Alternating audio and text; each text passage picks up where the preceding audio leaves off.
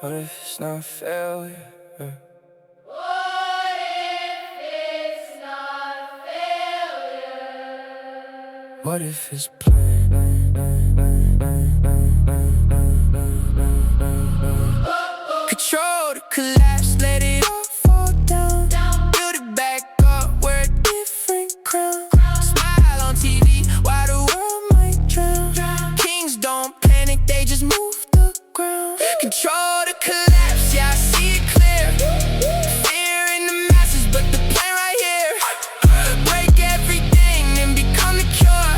Yeah, that's how you make them depend for sure. Yeah, everybody thinks chaos, I don't. Every move calculated, you won't see the bigger picture from the front. Gotta zoom out just to see what they want. Oil line shift, not a power flip. Cut one source, now they all gotta dip to the new supply, new regime. Same game, just a different theme. That's so high, but it don't even matter. Long as they need you, it only get fatter. Currency strong when the world get weak. That's the type of game they don't speak. Through the collapse, let it all fall down.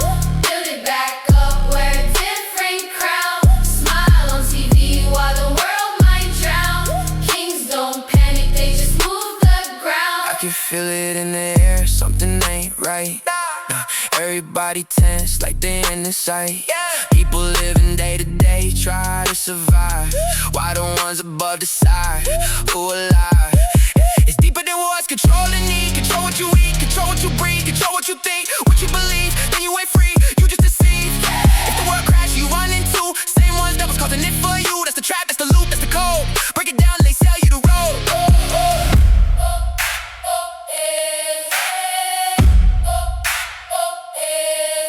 System built just to fall apart. Play your role, you just play your part. They don't care about your broken heart. They just map it like modern art. Oh, scream loud, but they mute the sound. Truth lost, but it still get found. In the dark where the real ones see. This ain't war, it's strategy. Rebuild, reshape, reclaim. Rebuild, reshape, reclaim. It was never random. It was never random. It was never random. It was never. You just wasn't supposed to see it.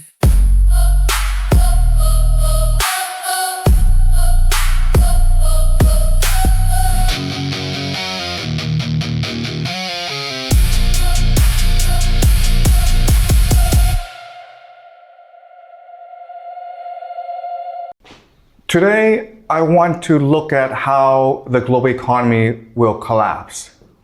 Specifically, how the US economy will collapse because of this war. Now, the argument I want to make to you today is that financial collapse do not happen accidentally or naturally. It has to be engineered. And this is a very hard concept for us to understand, okay? So in economics, there's something called the boom-bust cycle, which basically states that in capitalism, you have the economy booming, then suddenly, for whatever reason, it collapses, okay? It's called a boom-bust cycle. And the idea is that if you study economics, they teach you that this is just a natural part of capitalism because in good times, people spend too much money. They become overconfident. And so then they waste a lot of money and then it collapses. The economy turns bad. And so you have to focus on being more lean and efficient and resilient. So think of, gaining weight, okay? You gain too much weight and then you feel bad, so then you lose weight. And that's the idea of the boom-bust cycle. The problem, though, is that no one can explain properly how and why suddenly the bubble pops, okay? What is the mechanism or trigger for the collapse? If you study economics, you will never ever know the answer. So we are going to focus on speculation today, okay? So again, the internet knows this, but I've never studied economics. I don't know much about economics, but I'm curious as to why this happens, okay? Why is it that bubbles pop? How do economies rise and fall, okay? So I'm not an expert. I'm not even a professor. Yes, I understand. But what I do is I engage in speculation for fun, for entertainment, okay? So just see this as a fun class where we're gonna explore some fun topics that have no scholarly basis, okay? All right? So just keep this in mind, guys. All right, so let's look at, very quickly, the main explanation for why booms and busts happens. And this is from Jiang Xueqin, who is probably the most influential financial journalist in America. And he wrote a book called 1929, which looks at the stock market collapse of 1929, and he offers a very good explanation as to why it happened. Okay, so Emma, could you read for me, please? Of course. Lengthy, uninterrupted booms like the one in the 1920s produce a collective delusion. Optimism becomes a drug or a religion or some combination of both. People lose their ability to calculate risk and distinguish between good ideas and bad ones. Okay, so again, this is a standard explanation for why there's a bubble burst, because it's delusional, and then it's like you fly too high, okay? But you're not supposed to fly, so then you fall down to the ground eventually. It's just gravity, okay? The idea of gravity. But what I want to show you today is there's actually another explanation, which is this is all being engineered. There are people behind the scenes who have the power to cause economies to rise and to fall, okay? So let me give you an example of this. All right, let's just say you're a bank. All right, you're a bank. And your job is to take those money, save it, and then use it properly in order to promote the economy, okay? So let's just say we put $1 million into the bank, okay? And what does the bank do with it? The bank then lends it out to entrepreneurs, right? So maybe I want to start a restaurant, and so I borrow $1 million from the bank, okay? Question, how much money is in the bank now? It's be zero, right? Okay, that's just math, guys. Look, if I take in $1 million and I lend it out $1 million, I should have zero, because that's just basic math. But that's not the answer. The actual answer is $2 million. And what you need to understand is that each bank has the ability to print its own money. And the bank is a mechanism for liquidity in the economy, okay? And this is a great illusion. This is the delusion, okay? Behind the economy, where money is just an idea, it's a concept, it's a collective hallucination. All right? Now, but the problem is there are thousands, tens of thousands of banks everywhere. So how do they know how to coordinate together? Okay? And this is something else you need to understand about the system.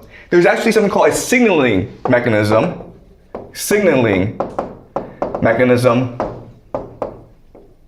Okay? So all these banks are separate, but they are linked together into something called a central bank. Okay? A central bank. And what does the central bank do? The central bank signals whether or not to lend money or not to lend money. And this mechanism is called the interest rate. Okay? Now, again, if you study economics, what they will teach you is that depending on the interest rate, if it's low, maybe 1%, or 5%, or high 5%, then that will determine how consumers behave. If the interest rate is 1%, what this means is I can go to the bank, get money, and buy a house, right? If it's too high, 5%, then I don't want to go to the bank to buy a house. And this is what you're taught in economics class. But there's actually another explanation, which is the interest rate is not to signal consumers or homeowners to buy, but rather for banks to lend or not. Okay, does that make sense? Because the banks, what they can do is, depending on the interest rate, they know that, okay, my job is to release more liquidity into the system, release more money into the system, and therefore I will make it easier to take out a loan, okay? But if the interest rate is high, then I know, okay, I must not release too much liquidity in the system, therefore I will make the loan application hard, okay? So, in other words, the interest rate is not set in order to guide consumer behavior. It is set in order to coordinate liquidity in the marketplace. Okay, does that make sense? Okay, so these are two very curious aspects of this system that people don't really understand. So, in order to understand the system, I will explain to you how the world works, okay? And I explained this before, but I want to summarize and apply it to this scenario, okay? So the first thing to understand is that we live in Plato's cave. Okay? Meaning that we're all chained to the floor and we're all watching a screen. And behind is this great fire where the elite create puppets so that we can collectively hallucinate our own reality. All right? And this mechanism that allows us to coordinate our imagination is, of course, called money. Right? So think of money as God, right? And so what money is doing is it's focusing our minds in a certain way that creates our reality. All right? So remember this idea and keep this in mind. Okay, so because of this concept, this allows us to create the world that we live in today. Okay? So remember how the world is structured.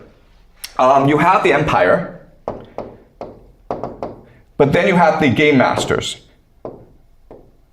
Who are the game masters? They're the people in finance. Okay, and this includes Bank of International Settlements, World Bank, International Monetary Fund, Wall Street, City of London. Okay, so these are different financial organizations that coordinate together, and they are the game masters. And what they do is they control how US dollars, which is the currency of this game, they control how US dollars moves around the system, okay? So USD. And this creates, of course, the global economy. But you cannot allow people to think that they're actually a set of people manipulating this game, because then people will think this is not fair, it's not transparent, right? It's not a clean game. So what you do is you create multilateral organizations called the rules-based international order, like the WTO, UN, and you make them believe that, oh, it's these impartial organizations that actually control the game. So it's fair and it's transparent and it's accountable to the people, okay? And then you reinforce this using media, education, and culture. And together, these three will create the values and norms that make us believe that this is a fair, open, and transparent game in which we can all win, okay? So that when there's a collapse, it's not because there are people engineering this collapse behind the scenes, it's because it's a law of gravity. This just happens naturally in this game. It's no one's fault. It's just like we were too lazy and corrupt, okay? All right, so certain things to remember about the system is that this system is not as clean as you think because there are opposing forces to it. All right, and these opposing forces are forces such as nationalism, okay, or ethnic identity. Then you have social democracy, individual rights, right? And then of course you have religion. All right, so there are these countervailing forces that try to break apart the system. So then what happens is that there are other systems that keep the system in place and respond to these countervailing forces, all right? And they are intelligence, spies basically, crime, and science. And behind these three forces are three sets of powerful institutions, okay? These are transnational capital,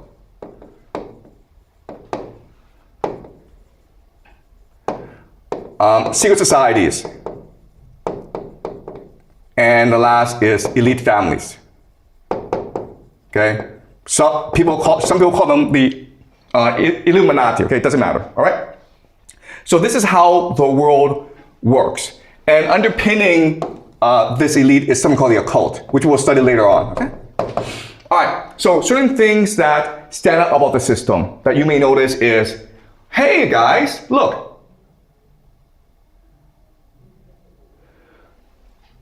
Transnational capital is also the game masters as well as the global economy, okay? This is important because, remember, this system is the parasite. And this system is a host. So transnational capital is both the parasite as well as the host.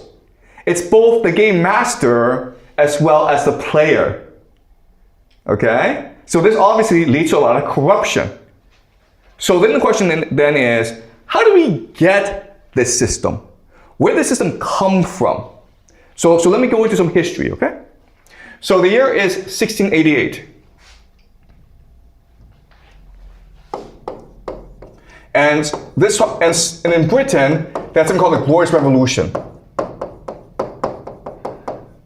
Think of the Glorious Revolution as a marriage between two empires, the British Empire and the Dutch Republic, okay? England and Dutch Republic. At this point in history, 1688, the Dutch Republic is the richest area of the world because it controls the spice trade. In this time in history, spice is the most valuable commodity. The problem with the Dutch Republic is that it cannot defend itself in Europe, okay? It's easily invaded. It's also Protestant. So, and they were being attacked by the Catholics, Catholic France, the Catholic Church, as well as the Habsburgs, the Holy Roman Empire. So what they agree to do is they agree to combine their forces. All right. So what happens is the wealth of the Dutch Republic goes to England. All right, and creates something called in 1694 the Bank of England.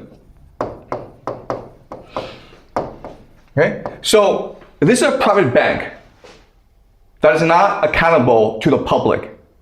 What it does is this: it prints money, and then who buys it? Parliament buys it. Okay? And this is a massive innovation that allows the British Empire to conquer the world. Because before, if you're rich, if you lent your money to a king to fight wars, that was dangerous because the king could die, or the king could lose the war, or the king could not pay you back, okay? But if you lend money to Parliament, which is the nation state, then you're guaranteed to get your money back as long as the nation is still around, okay? And at this time in history, England is the safest area of Europe because it's an island protected by the Royal Navy. All right? Okay, so this is an innovation that forever changes human history. And there are three major characteristics of this system, okay? The first is the idea of profits are privatized. Losses are socialized. If you're a rich person in the world, you want to put your money in the Bank of England because there's no way the Bank of England loses money. If England goes fight a war and it loses, England pays for it.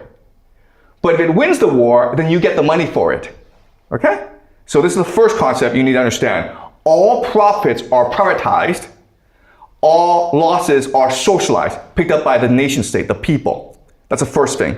Second thing is, in the system, the way you generate wealth is through activity. And what does that mean? It means wars, right? So if I give you money, you have to go do something with it. You have to go make more profit. And the way you do that is through fighting wars. And that's why the British Empire started to expand very quickly around the world, because it needed to generate profits for the bankers. Okay? So this includes, of course, the Napoleonic Wars, 7 of them. It includes something called the Great Game, a war between Russia and Britain for control of Central Asia. And also India, the conquest of India, and then the conquest of China, okay? Okay? Does it make sense? The Opium Wars. All right, so profits. So the second characteristic is that you're always creating more activity, all right? Okay. And the third thing is it's transnationalism, okay? Open borders. So it believes that capital should be able to move around from place to place. It needs to build systems in order to move capital from place to place, okay? And the last thing I want to talk about is, okay, this is great for the bankers, but the people look at this and they think that this is an unfair system, which it is, right? So now you have to brainwash the people into believing this is a fair system. And that's why you create a new idea called materialism, or money is God. And so what was happening was that transnational capital, Bank of England, was sponsoring major intellectuals to come up with the major ideologies to support the idea that money is God, okay? And these include, John Locke, who argued that private property is a God-given right, okay? It is an inherent right, as much as freedom, as much as happiness, okay? And he's the founder of a theory called empiricism. And empiricism states that we can only know what we ourselves experience.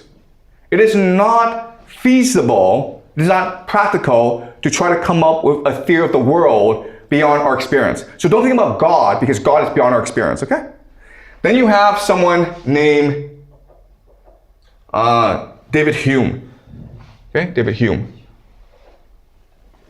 And David Hume argued for skepticism. And skepticism just says that everything that you know is actually not valid. Because what you know is just based on your belief, okay? So Rome is the capital of Italy. Have you been to Rome? Probably not, okay? So where did you learn this? You learned this in school by memorizing this fact. So basically, we should be skeptical of everything we know, because most of the stuff we know is either custom or habit, okay? So that's the idea of skepticism. So now the problem is, okay, skepticism and empiricism just means that we don't really know anything, and God doesn't really exist. So how can we design society? And so this creates a new idea called utilitarianism.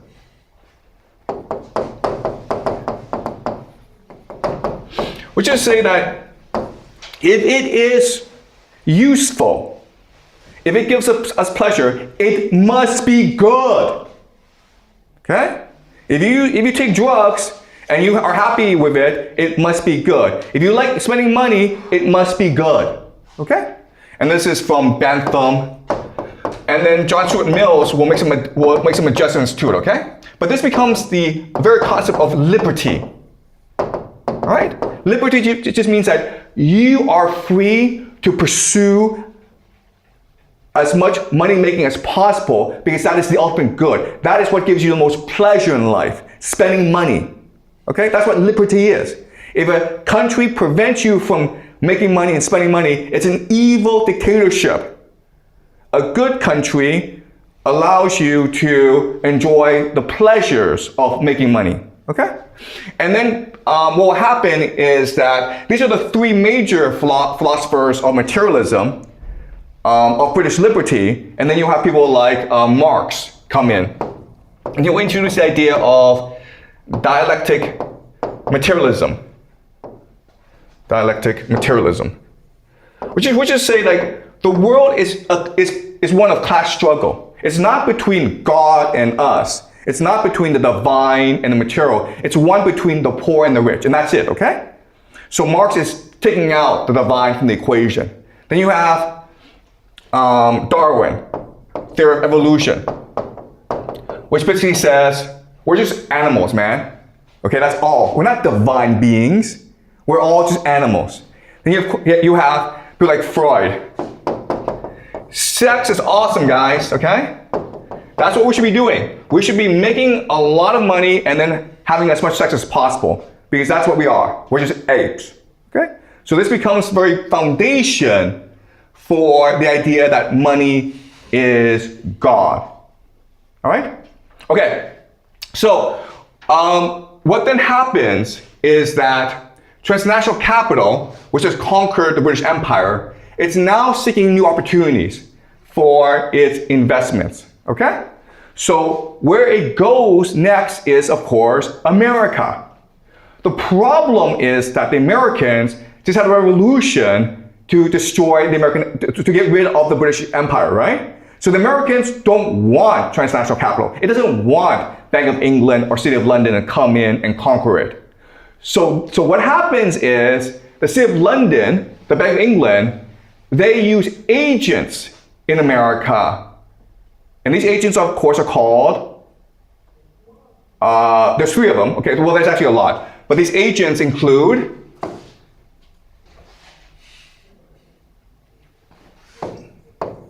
John Rockefeller, Carnegie, okay, Andrew Carnegie, J.P. Morgan, Vanderbilt. And they will, by themselves, monopolize different industries with the resources and the capital of the City of London and the Bank of England, okay? So of course, John Rockefeller monopolizes oil, okay? And then what will happen is that these very powerful agents of the City of London will get together and they will create a system model of the Bank of England. And this, of course, is called the Federal Reserve System, all right?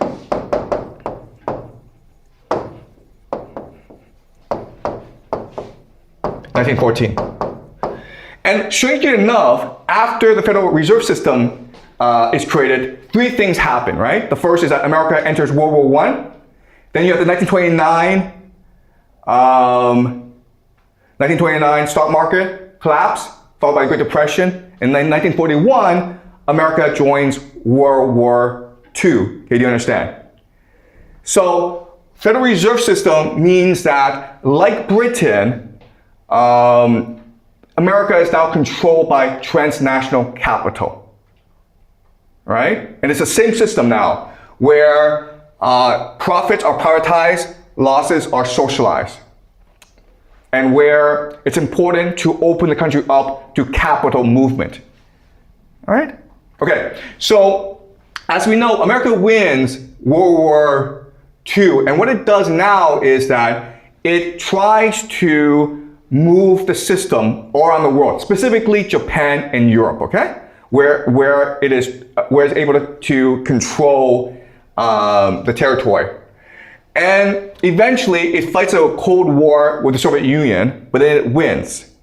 And then it basically, after the collapse of the Soviet Union, for the next 20, 30 years, it has complete control over the world. Something we call a unipolar moment, all right? And during the unipolar moment, what happens is that manufacturing from America shifts over to China, and America completely focuses on finance. This leads to the 2008 Great Financial Crisis. All right. Okay, so let me provide some background about the financial crisis, okay? You don't have to know everything. I'm going to give you a lot of details, but I just want you to understand the basic structure of it, okay? So what allowed the great financial crisis to happen is something called subprime. Okay? Subprime just means that you're lending money to people who can't pay you back. Okay? In this context, it's lending money to poor people to buy homes. And before, banks didn't want to do that. Okay? But there are certain things that happen to make subprime happen. Okay? So the first thing is that Bill Clinton, he really wanted to increase minority ownership of homes. Okay, he wanted black people to buy more homes. But again, black people were historically poor, so the banks didn't really lend money to them. And that's why Bill Clinton encouraged the government to help minorities buy homes, okay? So that's the first thing. Okay, and this was a noble goal. The second thing that happened, which is more important, is in 1999, Bill Clinton repealed something called the Glass-Steagall Act. And what is this?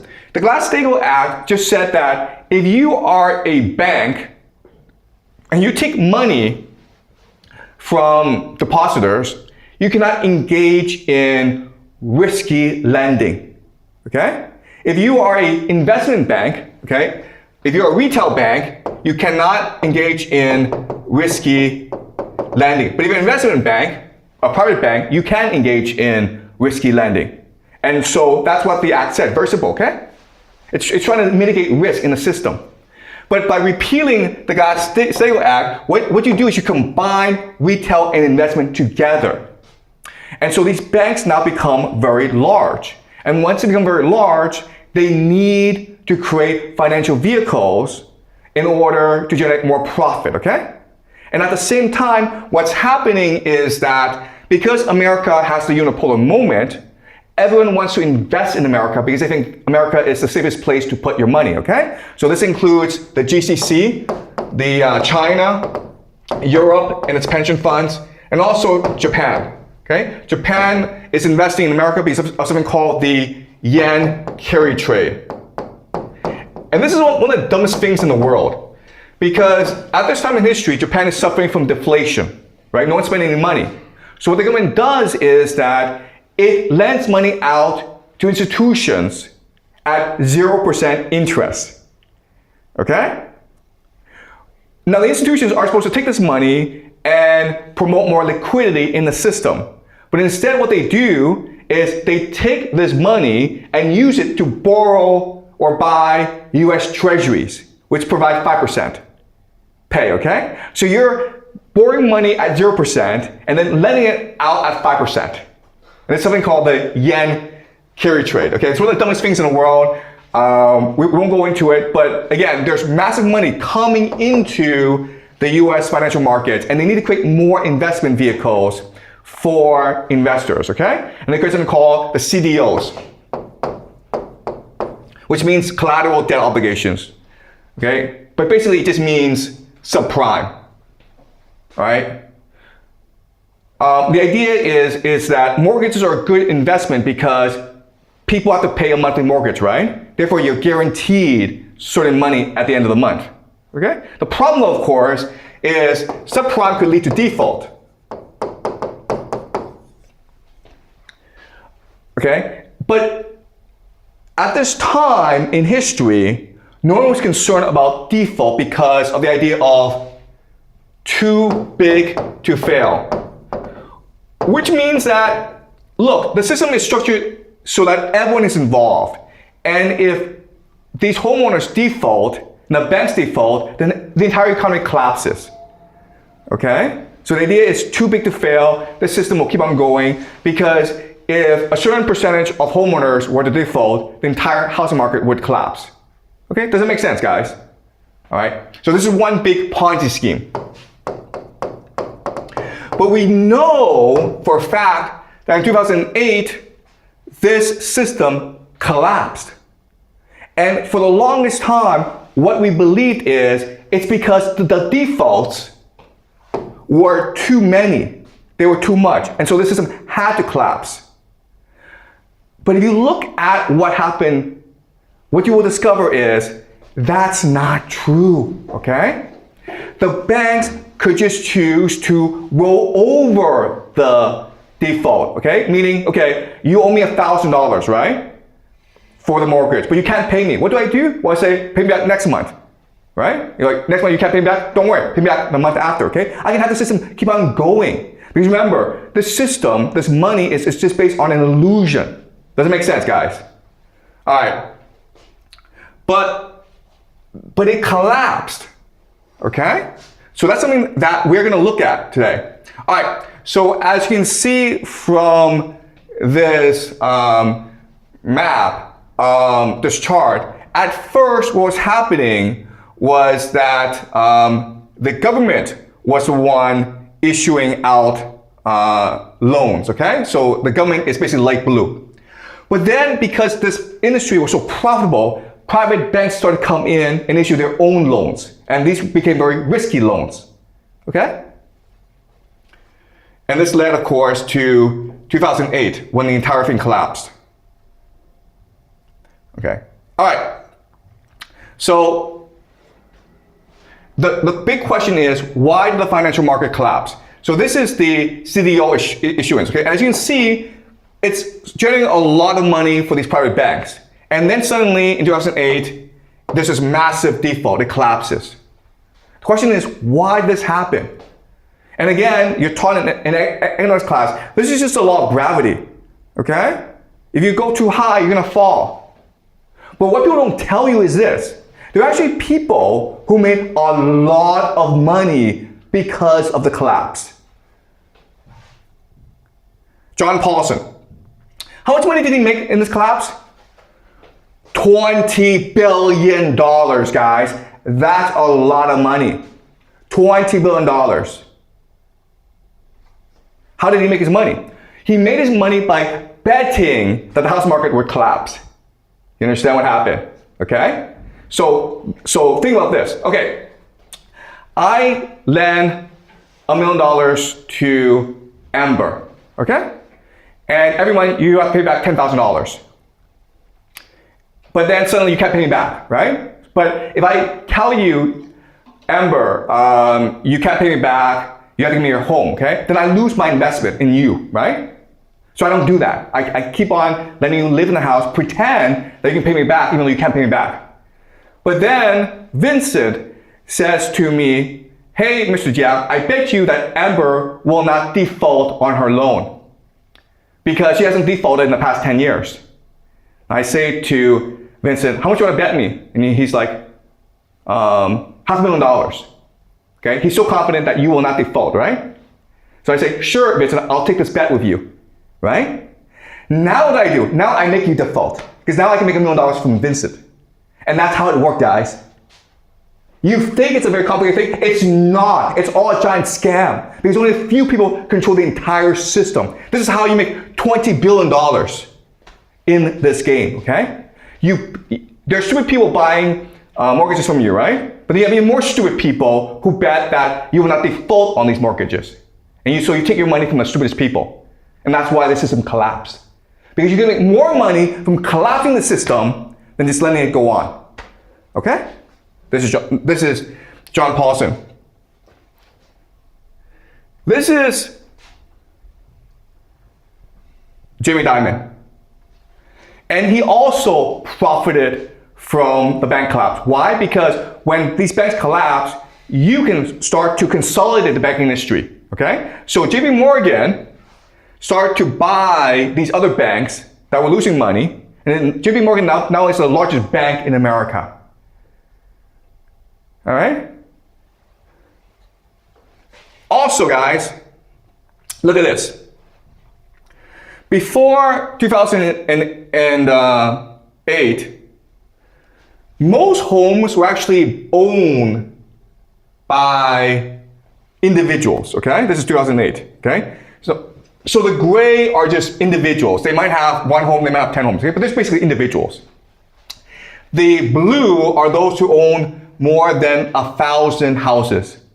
And then the dark blue are those big banks that own like 100,000 of homes, okay? So before 2008, you can see like most people were in the gray, okay? These are just individuals. But then after collapse, you see the blue and the dark blue go way up. Why? Because these homeowners lost their homes. And so these banks and these companies can come in and buy them on the cheap. Doesn't make sense. So the great financial crisis of 2008 destroyed millions of lives, but it made it profitable for a few powerful individuals and institutions. Okay? Right. A major consequence. So then you're like, okay, no, Mr. Jiang, you don't get it. It's gravity. Eventually, a bubble has to collapse. Well, okay, today we have two bubbles. We have something called the private equity bubble, private credit bubble, okay, where private banks lend money to private companies. And people say it's $2 trillion. And it hasn't collapsed yet. Why? Because the private banks allow the private companies who are losing money to keep on going. You understand? The private banks don't come and say, hey, you guys are losing money, you should declare bankruptcy, and I'll take whatever you have. Why? Because they will lose a lot of money that way. Okay, do you understand this idea? These bubbles can keep on going forever. They don't have to collapse. Another big bubble today is something called the AI bubble, right? These companies, NVIDIA, OpenAI, their AI products don't actually make any money. Like ChatGPT does not make any money. In fact, it loses money every time you use it, okay? Because it's more expensive to run ChatGPT than it generates in revenue. And it's a huge bubble, but why doesn't it collapse? Because these are just a few companies lending money to each other, okay? That's all it is. It's a giant Ponzi scheme. It's an inside game. So bubbles don't have to collapse. They collapse when it's profitable for a few individuals to make it collapse. All right? Okay. Another idea I want you to understand is that after 2008 great financial crisis, this created problems in the global economy. And so what happened was transnational capital decided to save the global economy by allowing China to rise. Okay? So this is not known, but one major consequence of the great financial crisis is that transnational capital encouraged China to print money. Okay? All right, so I'm going to show you how. But first, let's talk about the main mechanism to allow this to happen. It's called the Bank of International Settlements, okay? And this is, the Bank of International Settlements is in Basel, Switzerland, and it's considered the central bank of central banks. So every nation has a central bank, okay, that determines interest rate, but the BIS is the central bank of central banks, which coordinates all central banks. All right? And it is the most powerful bank in the world. All right. And you think that, okay, this must be public. No, it's not public. It's just run in the best, it's managed for the best interest of powerful people in the world, okay? All right, so this is from the book, Basel, Tower of Basel, okay? Can you read? For despite Hitler's bluster and Schatz planning, Nazi Germany had not achieved autarky. It needed to buy vast amounts of raw materials to manufacture armaments and to feed, heat, and clothe its population.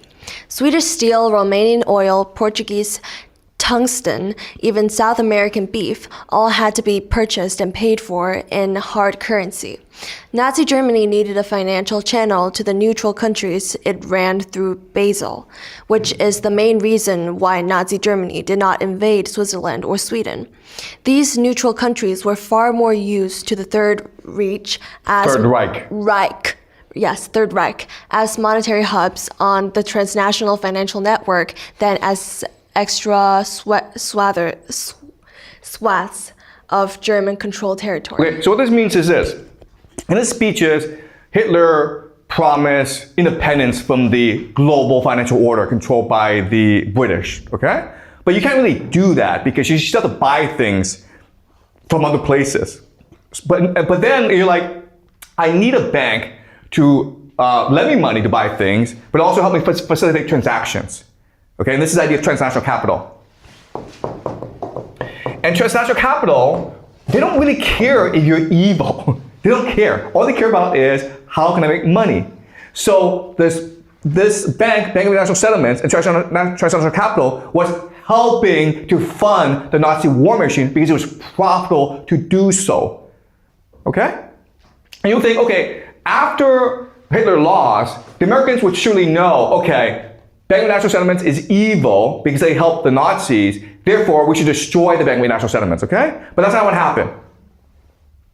After World War II, the Bank of International Settlements became even more powerful, okay?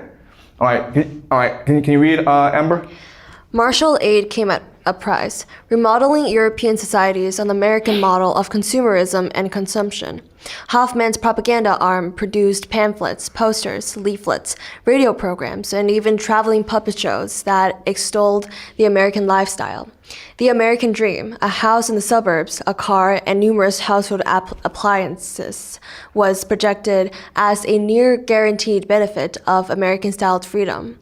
The key to this was increased productivity on American-style production lines in a transnational free market. For that to happen and for the money to flow freely, new mechanisms of international payment had to be constructed, with the BIS at the center. Okay, so the world is run for money, okay? The world exists, these organizations exist in order to facilitate the easy, fluid movement of money around the world and make money God. Okay? So after 2008, the Bank of International Settlements had a problem in that the global economy was slowing down. Europe had lost a lot of money, America had lost a lot of money. So their solution was, let's shift the center of gravity from America and Europe to China. And you're like, okay, how do you do that then? You do that with something called the exchange rate. Okay? Exchange rate is very simple. Renminbi to USD. Okay? So remember how the interest rate in a national economy, it's a signaling mechanism as to whether or not to increase or decrease liquidity. Well, the exchange rate in the international marketplace is a signaling mechanism to tell other nations whether or not to trade with another nation. Okay, does that make sense to you guys? All right, so let's look at what happened. So for the longest time, the Chinese currency was trading above 8 to the US dollar. Because remember, the US dollar is the main mechanism, of global trade. And then, hey, starting around this time, 2008 guys, it started to increase in value. Okay? And so now the world knows, oh, I should trade with China. And China is like, well, okay, my exchange rate is higher than before, therefore I should buy more things from the world. Okay? But not only that, but now that I have access to commodities from the world, then I should know I need to promote my economy to use these resources. So I should spend more money on infrastructure. I should build more high-speed railways. I should build airports. Okay? And that's what China did. You see how 2008, just as the American and European economies were suffering, the global economy was suffering, the Chinese economy, China started to have a higher exchange rate, okay? And it kept on going higher and higher. And then what did China do with it? China started to buy stuff from around the world with it. Okay? Again, this is a signaling mechanism where the Bank of International Settlements is saying to the world, you can now sell to China. We will guarantee China. All right? And that's because the Bank of International Settlements needed China to buy more things from the world. And this happened starting around 2008, right? This massive surge in imports. And because all the commodities were coming to China to spend these commodities, so it started to build infrastructure, right? And how did it finance the building of this infrastructure? bank loans, guys. Bank loans. All right? So this is China. Sorry. This is China, right? Look at this. Look at this. Look at this. This is China. 2008. 2008, basically, China, US, Japan, Europe, their economies were about the same. The bank systems were about the same. But starting about 2008, wow. Look at this. This is all being orchestrated by the Bank of National Settlements, by a few people working behind the scenes. Look at this. Look at how crazy this is. All right? So what does this mean? It means that today, China has the largest banks in the world. This is JP Morgan, the largest bank in America. This is Chinese. This is Chinese. This is Chinese. This is Chinese. This is Japanese. Okay? But the top 4 banks in the world are Chinese. Why? Because in the bank system, debt liabilities are also assets. Do you understand? All this money the Chinese banks have are just liabilities. Okay? So this is how the system works. It's all just an illusion. The thing about the Chinese system that prevents it from imploding is the fact that all debt in China is localized instead of nationalized. All right, so even though these Chinese banks are heavily in debt, they're in debt in local areas, not national areas. Okay, and all this means is that the Bank of China does not have that much debt relative to, say, the Bank of Japan. Okay, so debt in Japan is nationalized. Debt in China is localized. Right? Okay, so another major consequence of China, the growth of the Chinese banking system is that China started to export its goods around the world more, okay? So as you can see, in the year 2000, America really dominated the world in manufacture export, okay? But by the year 2024, look, it's basically the entire world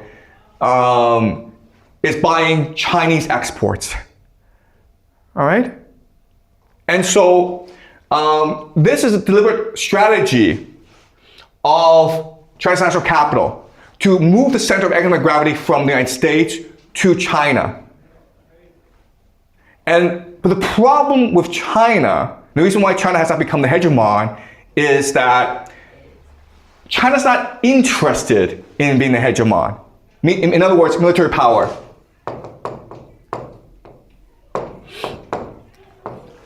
Also, as China is expanding its manufacturing capacity to the world, who's upset now? The United States, right? And so what the United States does is it imposes tariffs. Okay? Does it make sense? All right. So, in other words, okay, even though, in theory, the theory is that the goal of the bankers is to maintain the game, okay? That's all they care about. So they want to switch from America to China. But it didn't really work because China doesn't really want to take the responsibility of being the global reserve currency as well as having military bases overseas, all right? So China doesn't want to do this, and America won't let China do this. So your only option now is Israel, okay? And that's why I believe that this war in Iran, what it will do is shift the center of gravity from America to Israel, because Israel wants to be the center of the world, not China. Okay, does it make sense, guys? All right, the other thing you have to understand is that for this to happen, though, transnational capital needs to first collapse the American economy. And there are different ways they can do that, right? They can collapse the private credit bubble, they can collapse the AI bubble, they can collapse both at the same time. And why would they want to do that? Because as a banker, as transnational capital, you make your money through activity, right? When people go and do stuff, whether it's entrepreneurship or starting wars, but they have to go do stuff. And right now, America has a lot of problems, okay? So let's look at America's problems. First is aging, where the elite are now older and older. Therefore, they are less active, they're less energetic, they're less entrepreneurial, okay? Then you have something called quantitative easing, which is like too much money in the system. If you have too much money in the system, then people do stupid things like gamble, okay? All right? And the last problem of America is you can't win wars. Okay? Like this Iran situation is showing that the American military is not as strong as you think it is. So if you're transnational capital, you see these three things, okay? The population is getting too old. There's too much money around, so people do stupid things like gambling. And the American military is not that great. Then you're gonna shift your capital from America overseas, okay? But before you do that, what you want to do is engineer a financial crisis so that you can make as much money as possible, just like the 2008 financial crisis, okay? So we don't know when it will happen, but we can be sure that it will happen. It'll be suddenly, okay? Okay, does that make sense, guys? Now, you're like, wait a minute here. Why would Trump and the Americans allow this to happen? They must know this is coming. And the answer is because it is in the long-term best interest of America for the economy to collapse and for transnational capital to go elsewhere. And this is something we'll discuss next class, okay? What the long-term American strategy is. Transnational capital is leaving America, and the Americans are like, oh my God, Bank of England, City of London, these parasites are leaving? Thank you, get out of here, man, okay? And what will happen is, once they leave, America will plot a much brighter future. And it's something we'll discuss next class. But any questions? Yep.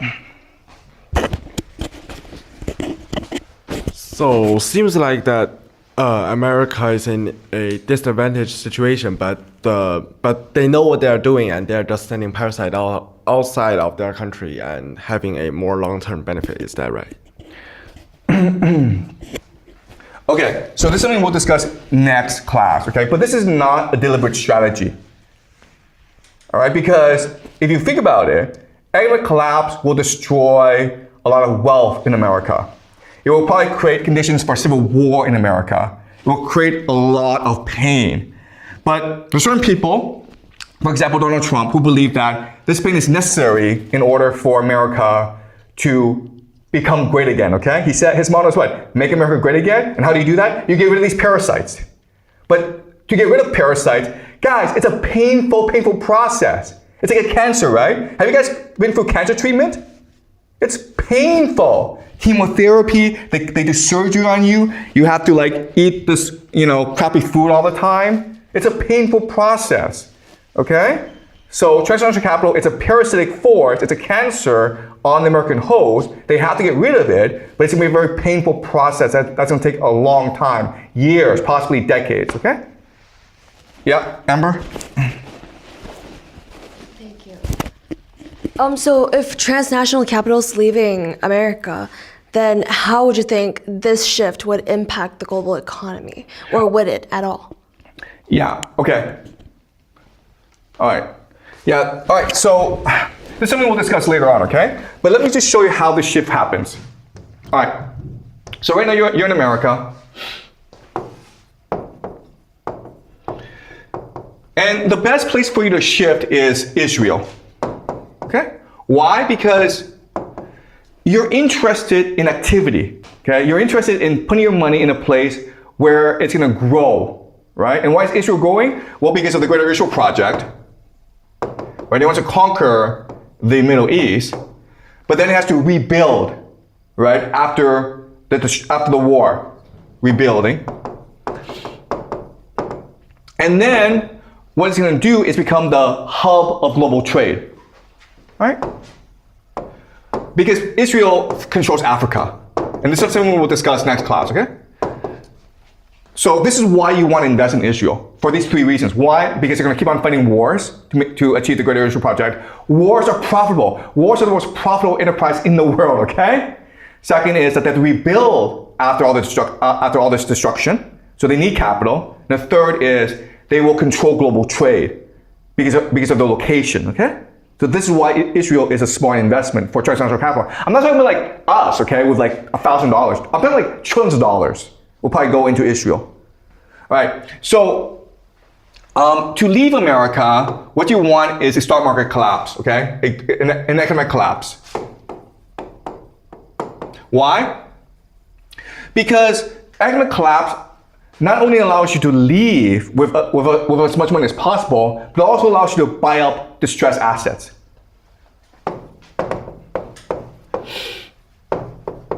And when I mean distressed assets, I mean resources, which include water, oil, okay? So you want to create as much damage as possible because then it's easier for you to buy up these resources. And okay, does that make sense? All right? So these guys plan decades ahead. But transnational capital, what they do is they're trying to create as much chaos as possible because in chaos, there's profit. Like if everyone's sitting around doing nothing, you can't make any money, okay? But if people are fighting each other, if there's blood on the streets, you can make a lot of money, right? Does that make sense? Yeah. Okay. Any more questions, guys? Okay, so we'll talk about what happens after this financial shift next class, okay? They said it's victory, but the sky's still bleeding. Who really winning? Who really winning? Why people still bleeding? Jimmy, Major. They say we winning, but the world on fire. Gas going up, but they preaching higher. Truth get buried under barbed wire. We are just pawns in a stone age quiet. Pain in the signals, I hear the lies. Smoke in the air like it never dies. Leaders talk, but it's all disguise. We going down while they touch the sky. Right in my head, I can't trust the feed. Every headline planted like a fucking seed. They say freedom, but it's control we bleed. Every war they sell is a silent greed. Burn it down, let it fall, let it all decay. If the system fake, well, we gotta stay. They bomb the truth, then they shift the blame. Turn the world into a profit game. Mountains hide the war, but the drones still see. Desert full of ghosts, ain't no victory. They don't fight for us, they fight currency. Turn the whole damn war to a currency. They say we winning, but the world on fire. Gas going up, but they preaching higher. Truth get buried under barbed wire. We are just pawns in a stone age choir. How the narrative shift overnight, same war, new angle, different highlight. They talk short term, I'm seeing long game. Lose a battle just to shift the whole frame. Economy bleed, but it's by design. Break the world down and redraw the lines. If they panic, then they fall in line. Dependence turned into dollar signs. I've been peeping how the maps get redrawn. Allies turn enemies, enemies gone. Playing chess while the world thinks check. This whole time building new sectors. Collapse, rebuild, repeat.